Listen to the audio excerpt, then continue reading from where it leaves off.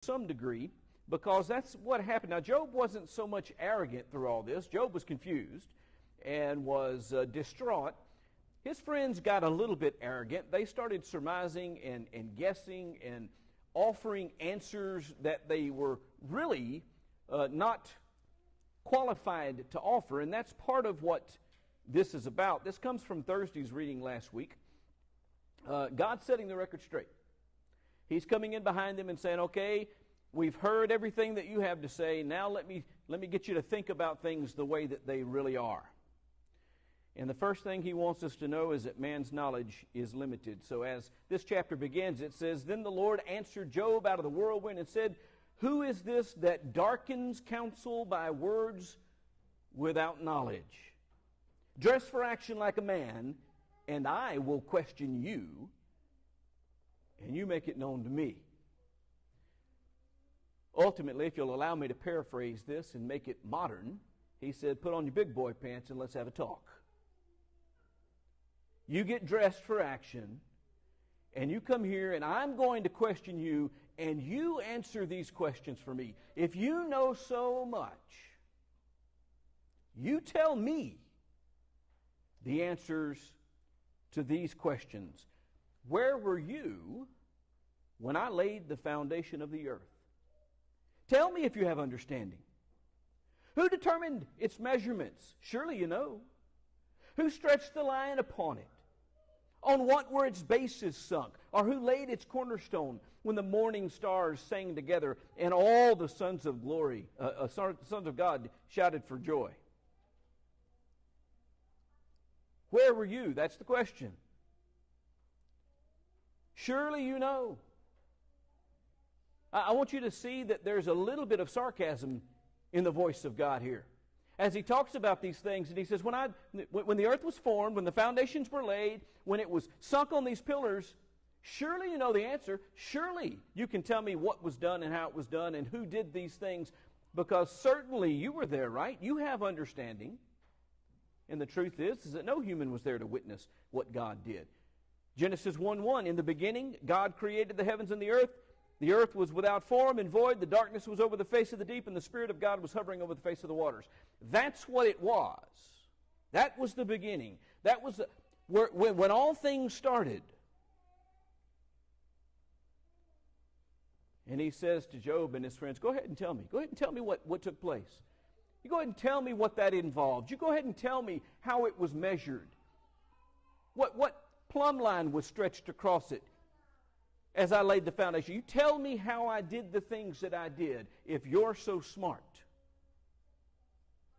And what he's trying to get us to understand is we just don't know. From the very outset, God was in control. God was doing. We weren't even there. So he moves on to the question of the origins of the seas and the atmosphere of the earth. Verse 8, who shut in the sea with doors when it burst out of the womb?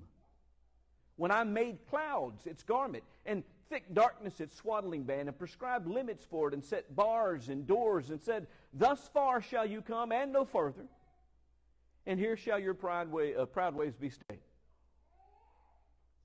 What's the origin of the seas in the atmosphere?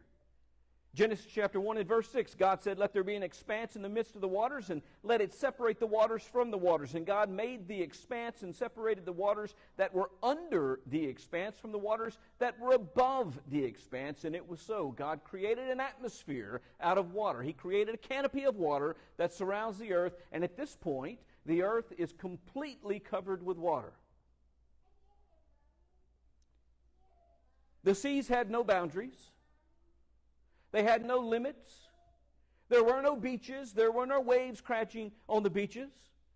There was no land until we get to verse 9 of Genesis. And God said, let the waters under the heavens be gathered together in one place, and let the dry land appear. God begins to collect the waters, create the seas, and it was so. He called the dry land earth, and the waters were gathered together and called seas, and God saw that it was good. It was God who controlled the waters. It was God who collected the waters. It was God who created seas and put boundary for the water and said, this is as far as you're going to go, and that's it. You can't go any further than this. How did he do it? I wasn't there. Neither was anyone else. We don't have a record of it. We don't have photographs. We don't have video. We look at what is and we try to explain how it came to be, but we don't really know. We guess. And everybody has their various guesses, and the differences between one guess and another guess, you know what they are? The assumptions that the person makes. If they reject the existence of God, then their guesses have to explain these things without God, and so that's what they do. If their belief is that God is, then their explanation explains it through God. There's some of us that are humble enough to just read Genesis 1 and let it stand at that and say that's all we know. Because the only one who was there when it happened, the only one that was there only told us that he collected the waters into one place and let the dry land appear and called that dry land. And that's all he said about it. And that's what he's asking them, okay? If you know so much about so many things, if you're so wise, if you have all the answers, then explain the atmosphere and explain the oceans to me. And the answer is, we can't because we weren't there. Starting in verse 12 of Job 38. Have you commanded the morning since your days began and caused the dawn to know its place? How many of you get up every day and say, okay, it's time for morning, and make the sun come up? That's what he's asking. Have you commanded the morning since your days began? Is that when morning started? Before I was born, there was no such thing as morning. There was no rising sun. It took me coming into the world to create the dawn. Have you commanded the morning since your days began and caused the dawn to know its place, that it might take hold of the skirts of the earth and the wicked be shaken out of it? It is changed like clay under the seal, and its features stand out like a garment. From the wicked their light is withheld, and their uplifted arm is broken. Where did the dawn come from? The answer, and God said, let there be light, and there was light. And there was evening, and there was morning. A first day.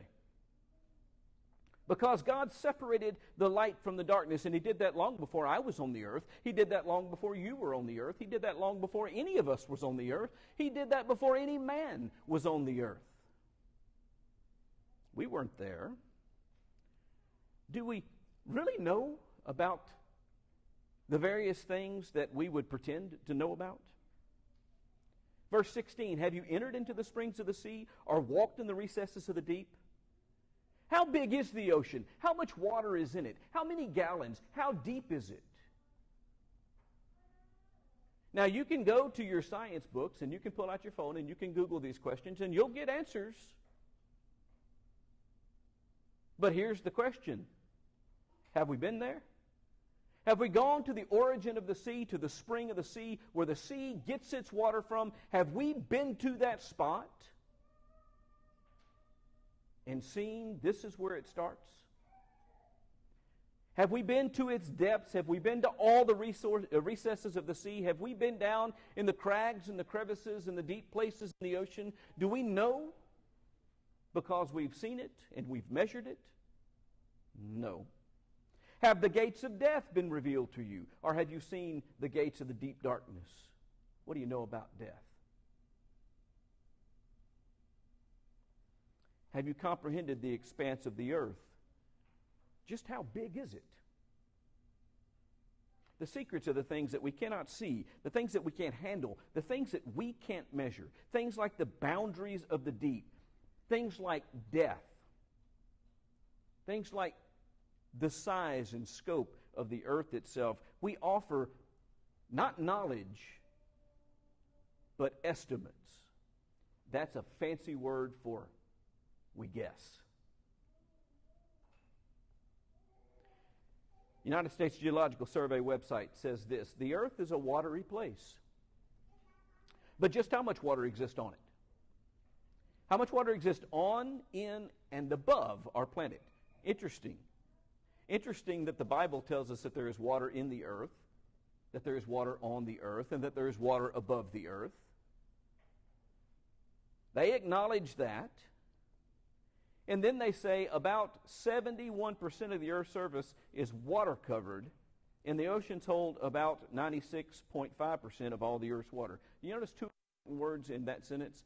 It talks about how much of the earth is covered with water and how much of the water is in the ocean. And when it gives those two measurements, you know what it says?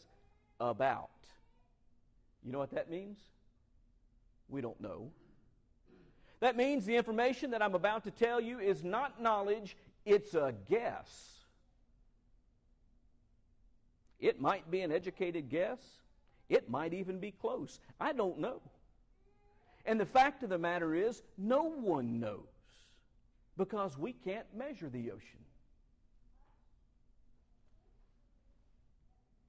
Water exists in the air and water vapor in rivers and lakes and ice caps and glaciers in the ground as soil, moisture and aquifers, and even in you and in your dog, it goes on to say. There's water throughout all of it. How much water is there? We have no idea, and we can't measure it. Space.com says this about the Earth.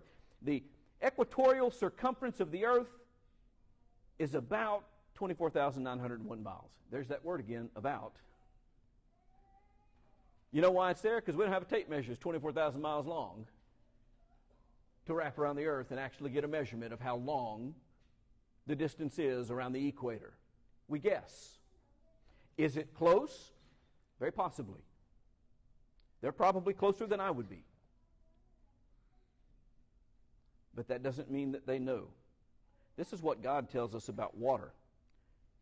The earth was without form and void, and darkness was over the face of the deep, and the Spirit of God was hovering over the face of the waters. Genesis chapter 1 and verse 2. Do you know what that means? That the entire earth at one time was completely covered in water. You want to know how much water there is? There's enough to cover the entire earth.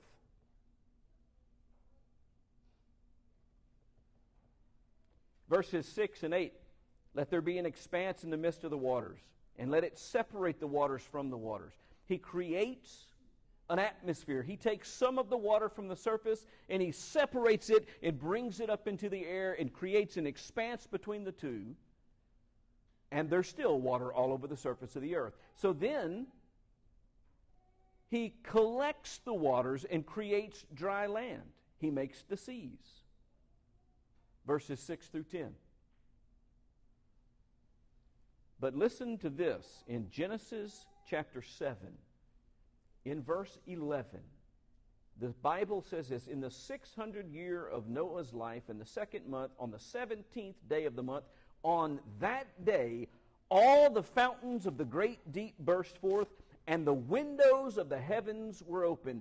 God turned loose of the water that he had once controlled and placed in the seas and placed into the heavens, and he opened up those fountains, and it says that the waters prevailed so mightily on the earth, this is verse 19, that all the high mountains under the whole heaven were covered. Do you know what that says? That God put boundaries on the water, and he separated the waters, and he created space, the atmosphere in between the ground and outer space. He created that expanse. He created dry land, and he held those waters in place until the day that he decided he wasn't going to hold them in place any longer. And then he let them go back. You know what they did? They went back right to the state that they were before he separated them, and they covered the entire earth. And the earth once again was completely covered, and the surface would have been all water like it was in the beginning. What do we learn about life and death from God? Psalm 31, in verse 13, I hear the whispering of many, terror on every side, the psalmist says, as they scheme together against me, as they plot to take my life. But I trust in you, O Lord. I say, you are my God.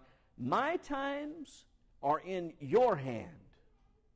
Now, what the psalmist is saying is that he has no control over life and death, but he knows God does. So he says, rescue me from the hand of my enemies and from my persecutors. I can't stop my death from coming, Lord, but I know you can, because you have the power over death and life. I don't. 2 Kings chapter 20 records an interesting story where the prophet of God is sent to Hezekiah, and Hezekiah is told, you shall die, you shall not recover. In Hezekiah 20 and verse 1. Hezekiah, it says, turned his face to the wall, and he prayed to the Lord. In verse 5, God speaks to his prophet again. And listen to what it says. Turn back and say to Hezekiah, the leader of my people, thus says the Lord, the God of David your father, I've heard your prayer. I've seen your tears. Behold, I will heal you. On the third day you shall go up to the house of the Lord, and I will add 15 years to your life. I will deliver you and this city out of the hand of the king of Assyria, and I will defend this city for my own sake and for my servant David's sake. Listen, it was as sure as all things, because it came from the mouth of God. Tonight you are dead. Hezekiah prays to God. God says, I heard your prayer, and I tell you what, I'll give you 15 more years. And Hezekiah lived. Hezekiah didn't live because Hezekiah wanted to live. Hezekiah was smart enough to know he didn't have the power over life and death. Hezekiah was smart enough to know that he was going to die unless God intervened. How did God do it? How did God heal him? If we could tell how God did it, maybe we can do what God did. And the next time you're near death, someone can heal you and give you 15 more years of life. Remember what's going on here. God's talking to Job and says, okay, now, get dressed for battle. Come answer my questions. What do you know about death? You know what the answer to that question is? We don't know anything. If we knew the secrets of death, no one would ever die.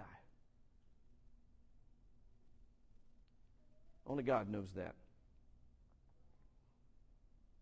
The source of light. Oh, I know that. It's the sun, right? Listen to what God asked Job. Verse 19 of chapter 38. Where is the way to the dwelling of light? Where is the place of darkness, that you may take it to its territory, that you may discern the paths to its home? You know, for you were born then. The number of your days is great. That's sarcasm. All right, Job, you were alive. You were alive when light was created and it was separated from darkness. You tell me, where is that place? Where's the origin of the light? Keep in mind that Genesis 1 said, God said, let there be light, and there was light. And he saw that the light was good, and he separated the light from the darkness. And there was evening and morning in the first day, and it's not until verses 14 through about verse 18, on day 4, that he creates the sun and the moon and the stars, and he appoints the sun and the moon to provide light to the earth. That is important. The sun is not the source of light. The sun was a tool that God gave to the earth to provide light to the earth. You know who the source of light is? The one who said, let there be light, and there was light. The one who separated the light from the dark. He doesn't tell us how he did it. We don't have the answer to his question. Where is the way to the dwelling of light? I have no idea. Where's the place of darkness? I have no idea. I hadn't been here very long. 52 years.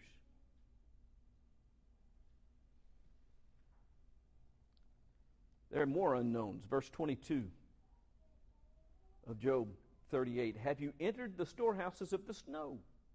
Have you seen the storehouses of hail, which I have reserved for the time of trouble, for the day of battle and war? What is the way to the place where the light is distributed, or where the east wind is scattered upon the earth? We won't even get into the fact that he brings up light again, and he talks about the wind. We're not going to talk about the wind at all.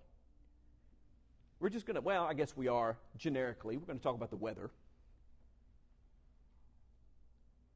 What do we know about the weather? By the way, you remember what I talked about when I said people guess, they estimate how much water there is and how big the earth is and how far it is from here to the moon and how far it is from here to the sun. They use mathematics and they calculate, and they may or may not be right.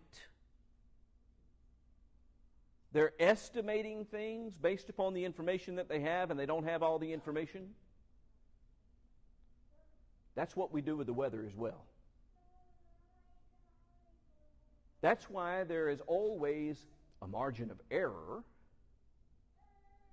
And there's a possibility that even when they say we are going to have this weather tomorrow, that it may turn out different. Because all they're doing is making their best estimation.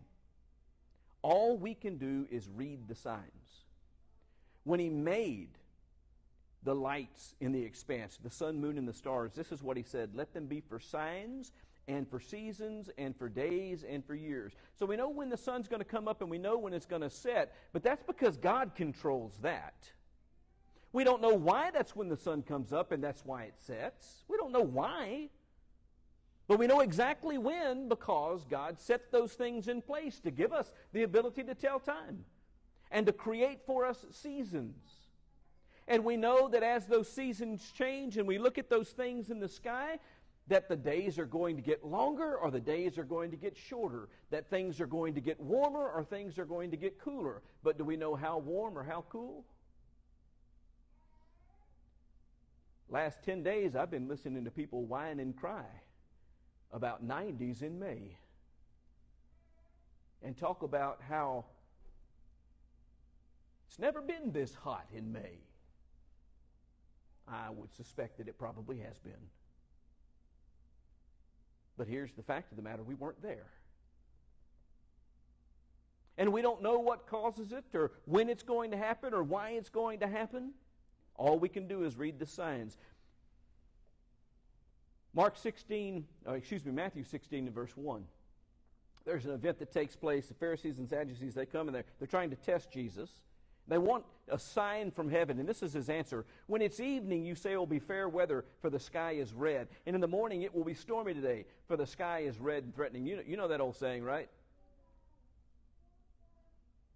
Red sky at night, sailors delight. Red sky in morning, sailor take warning.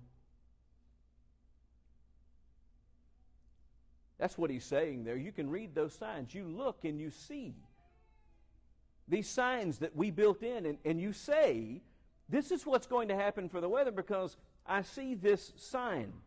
You know how to interpret the appearance of the sky, but you cannot interpret the signs of the time. What he's actually saying to them is, you're bright enough to figure out what the weather's going to be based upon the signs of the universe, but you can't read my word and understand what I'm saying.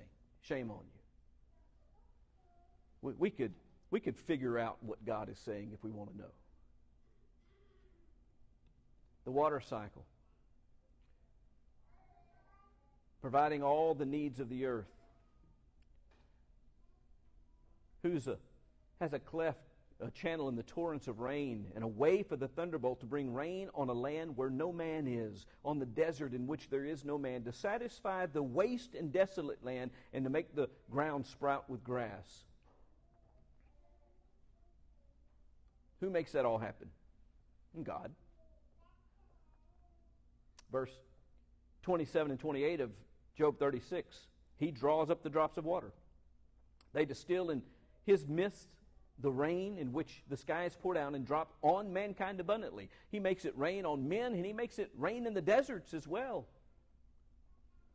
If it was left to men, we would never see rain in the deserts where no one lived.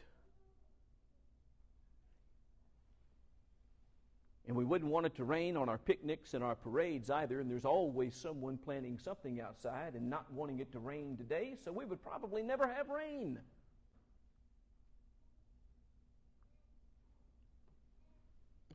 We would fight wars over the weather if we could control it, but you know what? We can't, and we know that.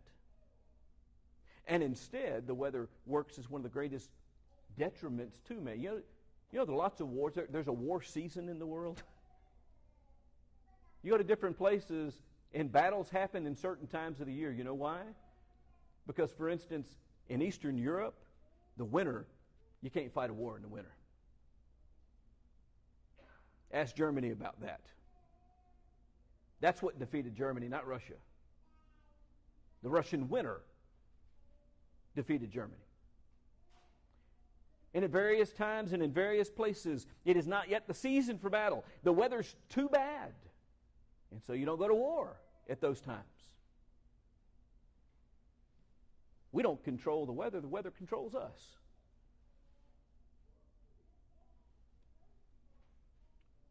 Where does all the weather come from? Verse 28, has the rain a father?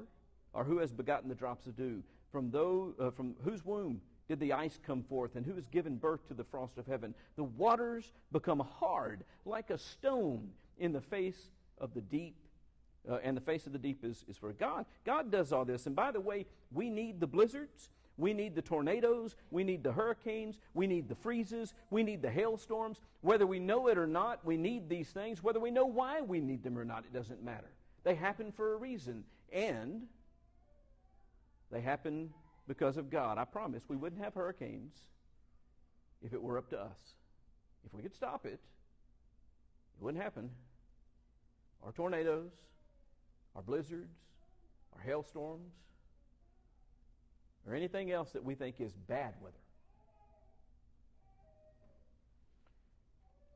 Time's going to fail me if I talk about the stars and time, which he deals with in verses 31 through 33, so I'm going to skip that. Encourage you to read it on your own and to think a bit about it. But all I'm going to say about that is we can't keep our clock set, much less the universe. Half the time, the clocks on the wall don't have the right time on them. But the universe is never off. What do men control?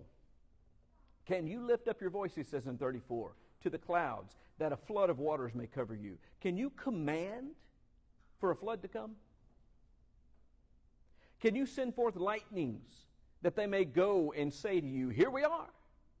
Who's put wisdom in the inward parts or given understanding to the mind? Who can number... I want you to just think about that for a moment. The fact that you can sit and contemplate and think about things within yourself and know things, how is that even possible? We can't explain that. Yet we can think. Who made it possible for our inward parts to think?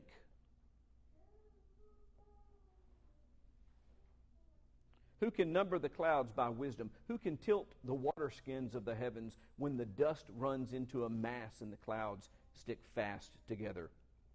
This is what I'm going to say about that. My dog listens to me sometimes. I can't control my children with my voice, much less the universe.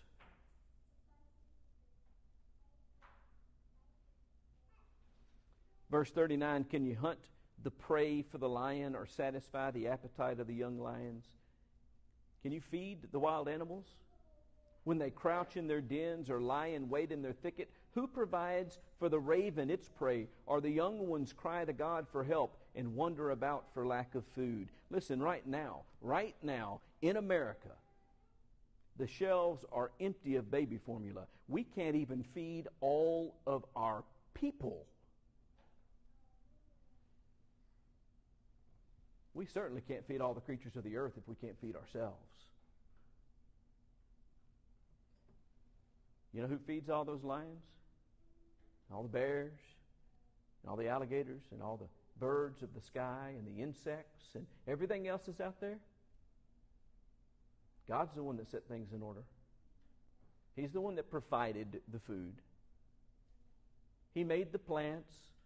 He made the creatures.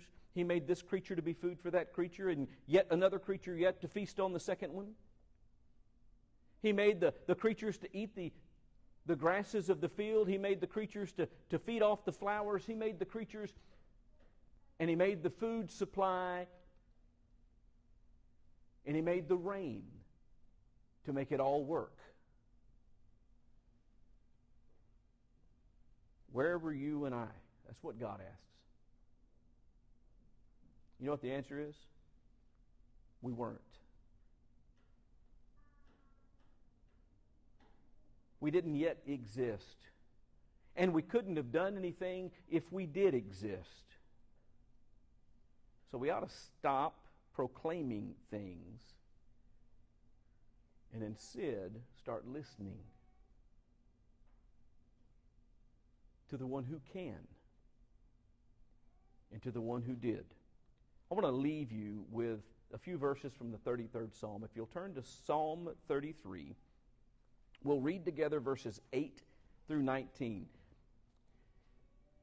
And as much as it lies within me to keep this promise, I'm going to do it. We're going to read these verses together, and I'm going to let the Word of God stand as the final word. I will make no comment on these verses. I'll let God speak for Himself. Let all the earth fear the Lord. Let all the inhabitants of the world stand in awe of Him. For He spoke, and it came to be. He commanded, and it stood firm. The Lord brings the counsel of the nations to nothing. He frustrates the plans of the peoples. The counsel of the Lord stands forever, the plans of His heart to all generations. Blessed is the nation whose God is the Lord, the people whom He has chosen as His heritage. The Lord looks down from heaven. He sees all the children of men. From where He sits enthroned, He looks out on all the inhabitants of the earth. He who fashions the hearts of them all and observes all their deeds. The king is not saved by his great army. A warrior is not delivered by his great strength. The war horse is a false hope for salvation, and by its great might it cannot rescue. Behold, the eye of the Lord is on those who fear Him, on those who hope in His steadfast love, that He may deliver their soul from death and keep them alive